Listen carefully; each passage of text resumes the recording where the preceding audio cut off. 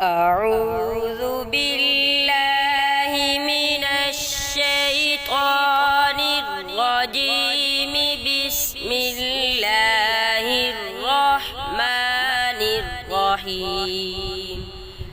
والتين والزيتون وطور سينين وهذا البلد الأمين.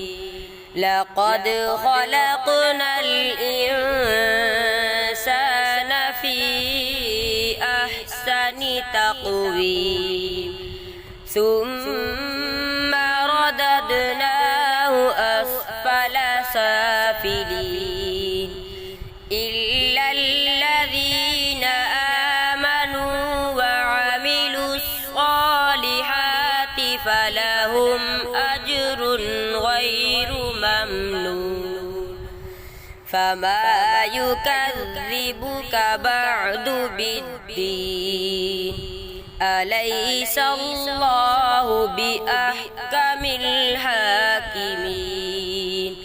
صدق الله العظيم.